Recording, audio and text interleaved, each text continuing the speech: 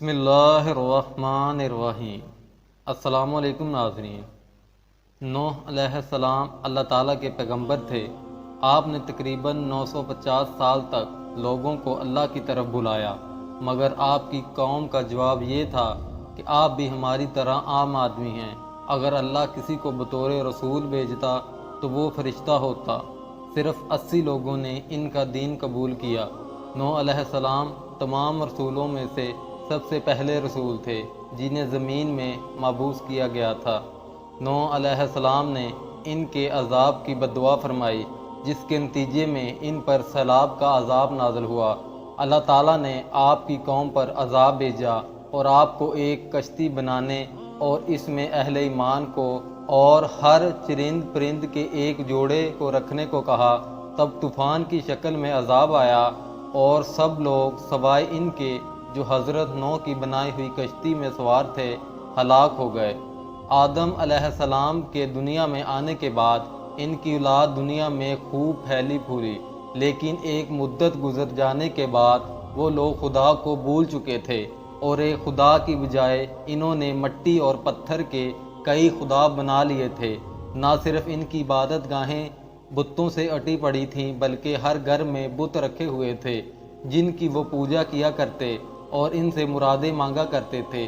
نوح علیہ السلام نے اپنی قوم کو اللہ تعالیٰ کے احسانات جتلا کر سیدھے راستے پر چلنے کی تلقین کی اور اس بری راہ سے منع فرمایا۔ ان لوگوں نے حضرت نوح علیہ السلام کا مذاق اڑایا اور کہا، بھلا یہ بتاؤ کہ تم نبی کیسے بن گئے؟ تم تو ہمارے جیسے گوشت پوست کے بنے ہوئے ہو اور ہم میں ہی پیدا ہوئے ہو۔ تم میں ایسی کون سی چیز ہے جس سے ہم تمہیں نبی سمجھے؟ اور اگر خدا کو نبی ہی بھیجنا تھا تو وہ کسی فرشتے کو نبی بنا کر بھیج دیتا۔ نوح علیہ السلام نے اپنی قوم کو اللہ کے احسانات جتلائے اور کہا، ان بیکار بتوں کی پرستش چھوڑ کر ایک خدا کی عبادت کرو اور میں اس کی تم سے کوئی اجرت نہیں مانگتا، تمہاری ہی بھلائی کے لیے تم کو نصیحت کرتا ہوں۔ نوح علیہ السلام نے کوئی 950 سال تک اپنی قوم میں دین کی تبلیغ کی اور کوشش کی کہ وہ خدائے واحد کے سچے پرستار بن جائیں، لیکن ان پر کوئی اثر نہ ہوا، بلکہ حضرت نوح علیہ السلام جب انہیں دین کی تبلیغ کرتے تو ان کو مذاق مستی میں اڑاتے، کانوں میں انگلیاں ٹھوس لیتے تاکہ ان کی آواز کانوں میں نہ پہنچ جائے۔ صرف چند لوگ تھے جو آپ پر ایمان لائے۔ قوم کی یہ سرکشی اور نافرمانی دیکھ کر نوح علیہ السلام نے اپنے رب کو پکارا کہ اے اللہ، میں اس قوم سے تنگ آ گیا ہوں، اب تو ہی ان سے بدلہ لے۔ اللہ تعالیٰ نے حضرت نوح علیہ السلام کو حکم دیا کہ ایک کشتی بناؤ اور یہ بھی حکم دے دیا کہ دیکھنا اب کسی کی سفارش نہ کرنا، اب ان پر ضرور عذاب نازل ہو کے رہے گا۔ حضرت نوح علیہ السلام خدا کے حکم کے مطابق کشتی بنانے میں لگ گئے۔ جب آپ کشتی بنا رہے تھے تو قوم کے لوگ اس کا مذاق اڑا رہے تھے، تانے کس رہے تھے کہ کل تک دین کی تبلیغ کر رہے تھے، آج بڑائی بن گئے ہیں۔ کبھی کہتے کہ کشتی تو بنا رہے ہو، لیکن دریا کہاں سے لاؤ گے کشتی چلانے کے لیے؟ حضرت نوح علیہ السلام اپنے کام میں لگے رہے۔ جب کشتی بن کر تیار ہو گئی تو خدا نے حکم دیا کہ اپنے اہل اور ان لوگوں کو کشتی پر سوار کر لو جو مجھ پر امان لے آئے ہیں، اور ہر جانور کا ایک ایک جوڑا بھی کشتی میں رکھ لو۔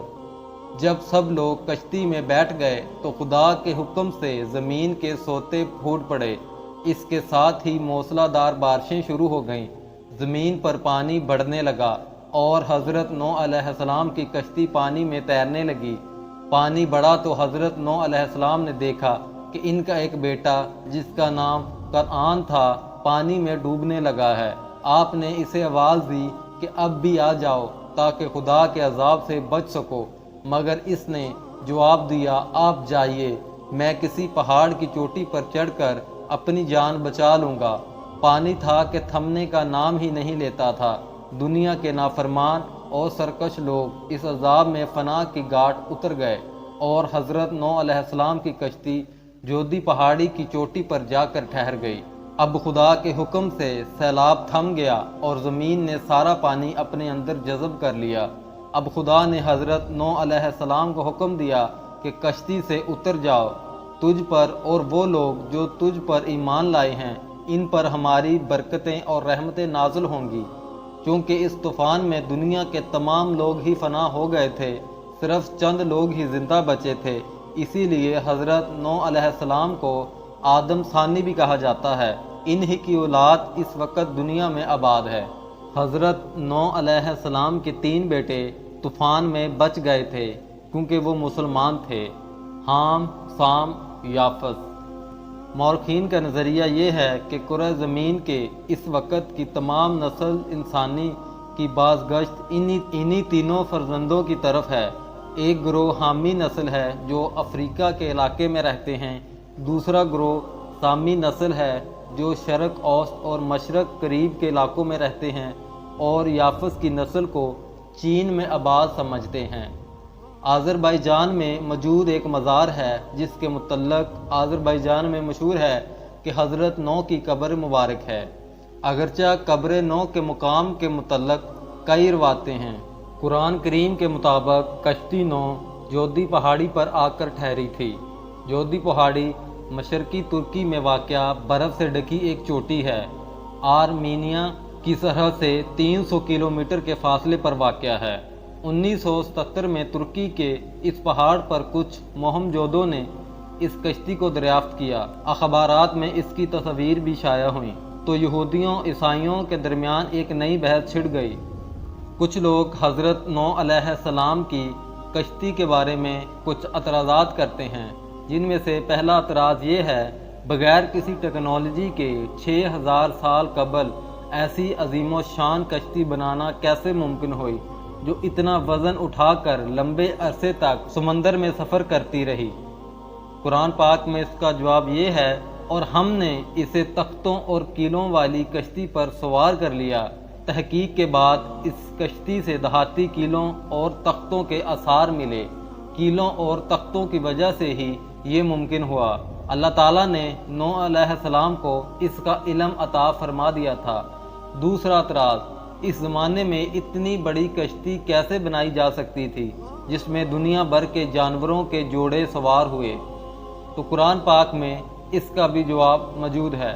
یہاں تک جب ہمارا حکم آ پہنچا اور تنور ابلنے لگا، ہم نے کہا کہ اس کشتی میں ہر قسم کے جوڑے سوار کر لے اور اپنے گھر کے لوگوں کو بھی، سوائے ان کے جن پر پہلے سے بات پڑ چکی ہے، اور سب ایمان والوں کو بھی۔ اس کے ساتھ ایمان لانے والے بہت ہی کم تھے۔ یعنی یہ کشتی کوئی عام کشتی نہیں تھی بلکہ بہت بڑی کشتی تھی۔ یہ کشتی 3 منزلہ ہے اور بہت لمبی چوڑی ہے۔ اس میں 522 ریل کے ڈبے سوار کیے جا سکتے ہیں۔ 25,000 جانوروں کی گنجائش موجود ہے، اسی لیے اتنے جانوروں کا سما جانا بالکل درست ہے۔